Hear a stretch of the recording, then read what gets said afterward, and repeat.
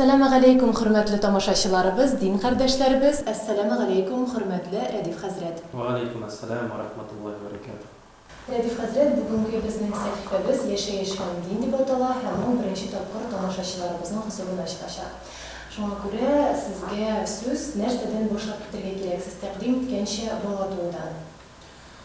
Albatta, chunki odam bolasining yashayishi mana o'sha bola bo'lib tug'dan boshlana. Chunki har bir odam bolasi bu dunyoga keluvini Alloh taolo endi oldin aytib qo'ya. Rabbimiz Alloh taolo har bir jonni endi ona qornida o'rnashtira. 9 oydan endi bola bu dunyoga tug'a. Shunga ko'ra bola tug'gancha 4 oy, bu endi 120 kun, 4 oyda 10 kun deb aytishlar bor. Payg'ambar sollallohu alayhi hadisida aytilgan endi ol bola yana farishta kelar. O'sha farishta haligi bolaga 4 turli narsani yozib qo'yadi. Birinchisi, har bir bola bu dunyoga kelgancha rizqi yozilib qo'yiladi. Ikkinchisi, o'sha bola bu dunyoga tug'gancha 4 oyda 10 kunda ona qornida vaqtda uning umri yozib qo'yiladi.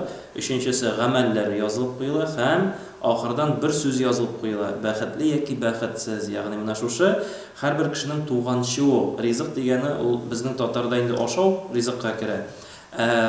G'arab tilidan tarjima etilganda kishining kiyatirgan kiyimi, yashaytirgan yurti, yuritirgan oti butunisi rizqqa kiradi. Shunga ko'ra butun kishining tug'ganchi bular butunisi yozilib qo'yilgan bo'ladi endi. Andan har bir kishining umri degani u umr kishi tug'ganda yozilib qo'yiladi. Shunga ko'ra bizning abi boboylar aytadi, mana sulasi, havosi bitgandir, ishasi, suvi bitgandir deb. Shunga ko'ra har bir kishining bu dunyoga kelgancha mana shu umri yozilib qo'yiladi. Demak, necha yil yashaymiz, necha oy yashaymiz, necha kun, necha soat, necha minut, necha sekund, shu sekundga qadar shu Alloh taolo yozib qo'yadi. Ham kishining nechik bu dunyodan ketib borasida endi belgili. Shulay yozilib qo'yiladi. Uchinchisi, bola tug'gancha biz aytamiz endi ul aning amallari. Endi amal qilib yashaydi. Birinchidan kishining saylov huquqi bor, so'zda yo'q. Biz har birimiz saylaymiz. O'ngga borargami, so'lga borargami, mana shugami, mana shu emaskami. Ikkinchi yoqdan qaraganda Alloh taolo bizning butun amallarimizni taqdirlagan shekilli. Lekin har kishiga Alloh taolo baribir saylov huquqi bergan. Shunga ko'ra biz endi saylaymiz. So'zni deb aytmaymi ekan, aytmaymi ekan.